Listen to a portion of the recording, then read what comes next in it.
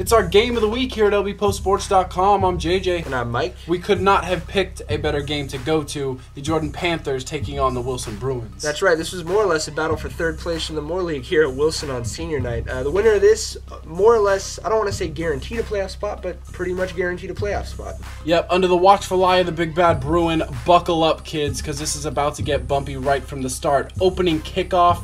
That's right. That's number 6, Anthony Smith. Taking it to the house, Smitty making his papa proud. That's right, and that pretty much set the tone for the game. It's really early. It took about 11 seconds for one team to grab momentum here. You could tell immediately momentum was going to be the story of this game, and it was squarely resting on the visitors' sideline 11 seconds in. Absolutely. First thing that Wilson wants to do is run the ball. Run. Unsuccessful. They get this punt blocked. Jordan blocks it, covers it up. 4th down after a penalty. Quarterback John Timu finds number 12, Brandon Hardman. Boy, you got to keep Timu in the pocket. Yeah, and then a couple plays later, Timu gets in on the sneak. Really quickly, visitors up 13-0, and like you said, really quickly, Mo is wearing away white. Yeah, and with the style of defense and the running offense that Wilson has, I mean, that's not a hole that they can afford to get in. Plays like this fake punt right here helps to dig them out of that hole. They love that fake punt, and that helps pick up the 4th down. And here's Barrett with another big run.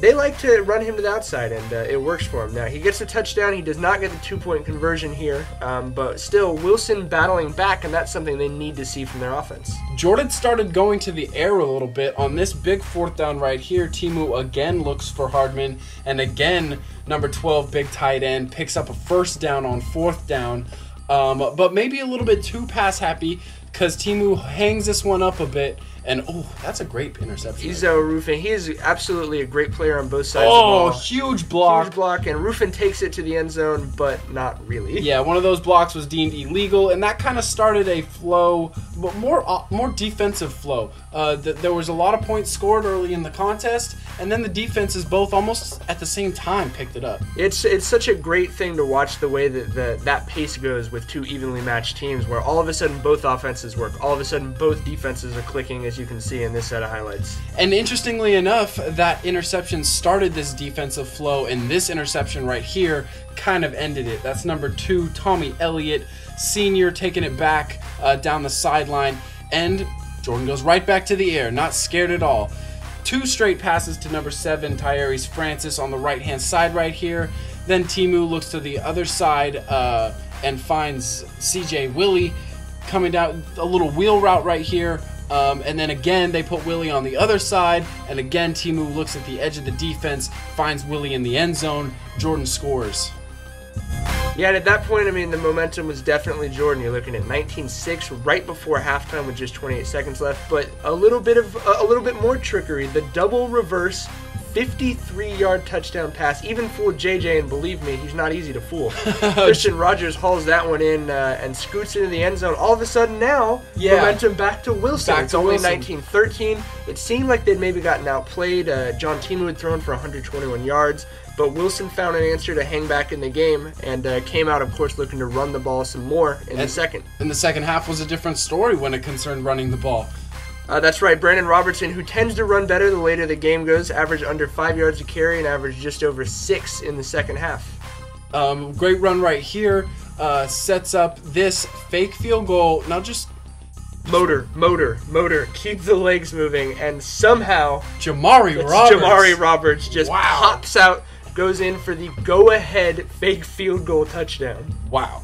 It was that kind of game, ladies and gentlemen. Momentum Wilson. Momentum back to Wilson. And then the kickoff pinned Jordan really deep in their own territory.